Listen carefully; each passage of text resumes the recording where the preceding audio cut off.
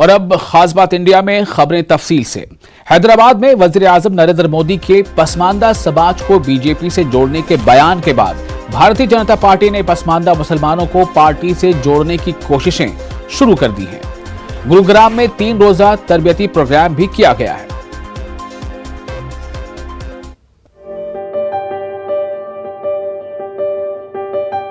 दिल्ली के करीब हरियाणा के गुरुग्राम में बीजेपी का ये ट्रेनिंग प्रोग्राम पसमानदा मुसलमानों को पार्टी से जोड़ने को लेकर हो रहा है।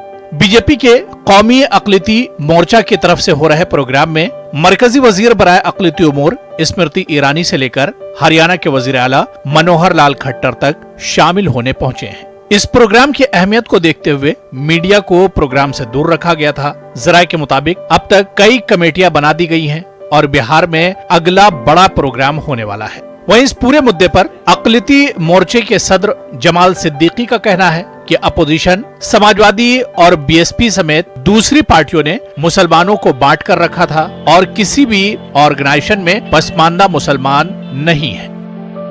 वोट के लिए काम करना होता तो कहीं ना कहीं सारी योजनाओं में भेदभाव किया जाता। हम वोट के लिए काम नहीं कर रहे, हमारी सोच विकास की है। आरोप यह है कि आप जो है मुस्लिम्स में बंटवारा कर रहे हैं। बंटवारा तो मुस्लिम में कांग्रेस ने, समाजवादी ने, बहुजन समाजवादी पार्टी ने, बाकी जो तथाकथित विपक्ष अपने आप को सेकुलर कहते हैं उन्होंने करके रखा था, अशराफ और पसबंदा। आज देखिए जो इंस्टीट्यूट बने हुए हैं उसमें सारे लोग अशराफ हैं, जो नेतृत्व कर रहे हैं वो सारे लोग अशराफ हैं। आज भी भेदभाव के तहत पसबंदा समाज को बड़े बड़े संस्थाओं से, बड़े बड़े एजुकेशन इंस्टीट्यूट से, बड़े बड़े पदों से दूर रखा गया, शिक्षा से दूर रखा गया। तो हम उस भेदभाव को मिटाने का काम कर रहे हैं, हम तो बांटने काम नहीं कर रहे। इस बात में कोई शक नहीं है कि उत्तर प्रदेश के इंतखाबात में अक़लियती मोर्चे को मुस्लिम वोट में सेंध लगाने में कामयाबी मिली थी और मोर्चे के मुताबिक बीजेपी को 12% मुस्लिम वोट मिले थे। तो वहीं इस पूरे मुद्दे पर अपोजिशन का इल्जाम है कि बीजेपी मुस्लिम लीडरशिप को जीरो करना चाहती है। बीजेपी का कहना जब 2014 में आए तो उन्होंने कहा कि हम कांग्रेस मुक्त भारत चाहते हैं, लेकिन उसके पीछे उनकी नीयत थी ऑपोजिशन मुक्त भारत। दूसरा उनका जो है स्लोगन कहने को है सबका साथ, सबका विकास, सबका विश्वास, लेकिन असलियत में उनका जो मकसद है वो मुस्लिम मुक्त लेजिस्लेचर है। और उसमें वो उन्होंने कर दिखाया कि बीजेपी के अंदर मुस्लिम मुक्त बीजेपी पार्लियामेंट्री पार्टी ऑलरेडी हो चुकी है। तो ये सब बेईमानी है कि पसमानदा को आप साथ लेंगे। भाई हम तो डिमांड कर रहे हैं जाति की जनगणना करा दीजिए ना। हम तो पसमानदा में हिंदू और मुसलमान कर ही नहीं रहे, पूरे देश का जो पसमानदा है उसकी गिनती करा दीजिए आप बस। दरअसल बीजेपी को उम्मीद है कि मुस्लिम समाज का पिछड़ापन और सरकार के जरिए चलाई जा रही मुख्तलिफ स्कीमों के फायदे बताकर पसमानदा समाज को बीजेपी से जोड़ा जा सकता है। इस बात में कोई शक नहीं कि पसमानदा मुसलमानों को उनके हुकूक कभी नहीं मिले। आज भी वो तालीम और रोजगार के मैदान में पिछड़े हुए हैं। भारतीय जनता पार्टी चाहती है कि न सिर्फ वो अपोजिशन के वोट बैंक में सींध लगाए बल्कि कुछ वोट भी हासिल करे। दूसरे लफ्जों में कह सकते हैं आम के आम और गुठलियों के दाम। कैमरामैन फिरोज वानी के साथ खुर्रम शहजाद, न्यूज़ 18 दिल्ली। मध्य प्रदेश वक्फ बोर्ड इंतखाब को वक्फ सीईओ ने माह अगस्त के आखिर में कराने का इशारा दिया है। हाईकोर्ट के अहकाम के बाद 30 जुलाई को होने वाले इंतखाब को बोर्ड इंतजामिया के जरिए कल मुलतवी करने का अहकाम जारी किया गया था। बोर्ड सीईओ का कहना है कि वक्फ बोर्ड इंतखाब को लेकर इलेक्शन ऑफिसर ने 3 से 4 हफ्ते का वक्त मांगा था, इसलिए इंतखाब को मुलतवी किया गया था। वाज़ेह है कि बोर्ड के इंतखाब और अराकीन की तादाद को लेकर जबलपुर हाई कोर्ट में उज्जैन के अरशद सिद्दीकी के जरिए अर्जी दायर की गई है, जिस पर कल अहम समाअत होगी। बोर्ड इंतखाब की नई तारीख को लेकर बोर्ड के सीईओ कुछ इस तरह बताते हैं। इसके संबंध में चुनाव अधिकारी जी ने हमारे को जो है 26/7 में एक लेटर के माध्यम से शासन को भी अवगत कराया और बोर्ड को भी अवगत कराया, प्रशासक को कराया और प्रमुख सचिव महोदय को कराया।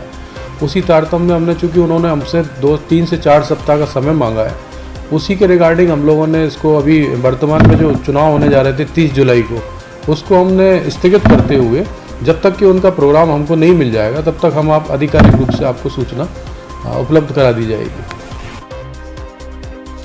उत्तर प्रदेश मदरसा बोर्ड ने गुज़िश्ता रोज मुंशी मौलवी कामिल फाजिल के इम्तिहानात के नताइज का ऐलान कर दिया है, लेकिन नताइज के जारी करने में बोर्ड इंतजामिया की बदनज़मी का खमियाजा अब तालिबे इल्मों को भुगतना पड़ रहा है। दरअसल बोर्ड के जरिए वेबसाइट पर जारी की गई मार्कशीट में सेकेंडरी के सैकड़ों तालिब इल्मों को लॉजिक एंड फिलॉसफी मजमून में 0 यानी 0 दिया गया है, जिसकी वजह से तालिब इल्मों और मदरसा मुंतज़मीन में परेशानी बढ़ गई है। पेश है मेरठ से तंजीर अंसार की यह खास रिपोर्ट।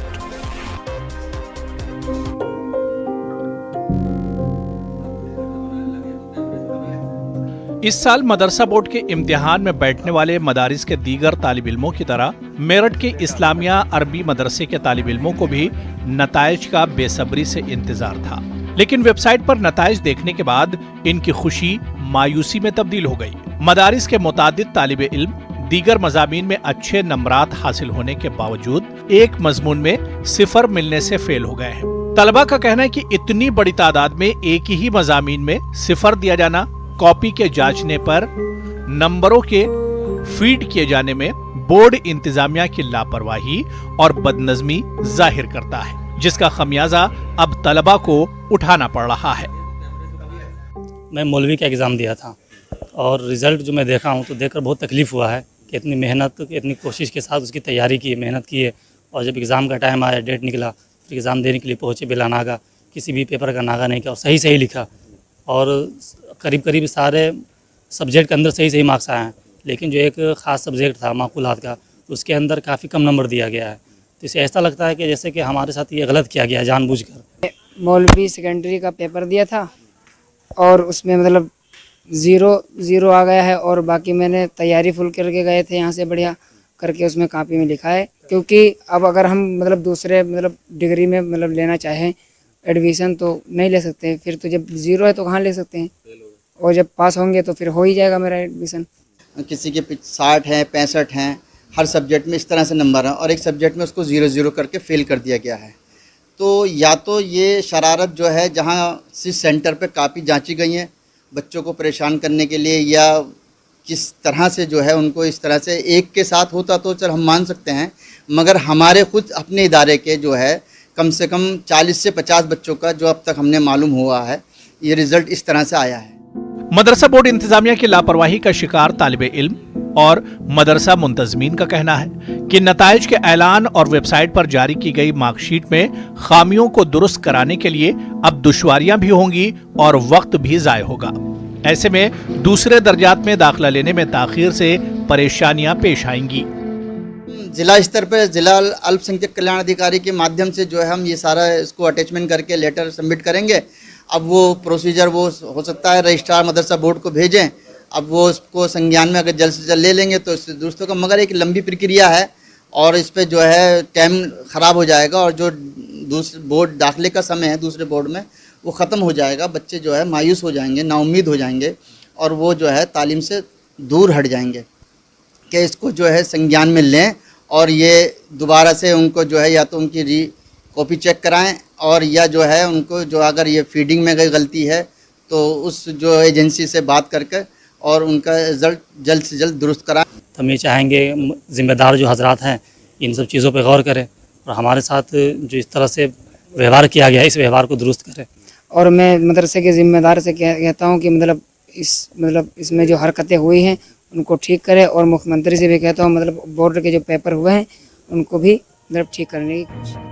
वक्त पर इम्तिहान मुकम्मल कराने के साथ वक्त पर नताइज का ऐलान यूपी मदरसा तालीमी बोर्ड के लिए हमेशा से एक बड़ा चैलेंज साबित हुआ है, लेकिन ताखीर के बावजूद मार्कशीट जारी करने में इस तरह की लापरवाही न सिर्फ बोर्ड इंतजामिया की कारकर्दगी पर सवाल खड़ा करती है, बल्कि तलबा के मुस्तकबिल के लिए भी नुकसानदेह साबित होता है।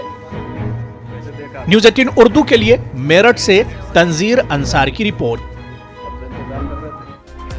मध्य प्रदेश महकमा सेहत और सार्थक समाजी तंजीम के ज़ेर एहतमाम भोपाल ताजुल मसाजिद कैंपस में सेहतमंद माशरा, सेहतमंद लोग और रोशन मुस्तकबिल के उन्वान से मुज़ाकरे का इनेकाद किया गया। मुज़ाकरे में महकमा सेहत के अलावा माहिरीन तिब और बड़ी तादाद में उलमा ने शिरकत की और सेहतमंद माशरे की तश्कील के लिए अवामी बेदारी को वक्त की बड़ी ज़रूरत से ताबीर किया। इस मौके पर महकमा सेहत की जानिब से Covid booster dose vaccine camp का भी इनेकाद किया गया।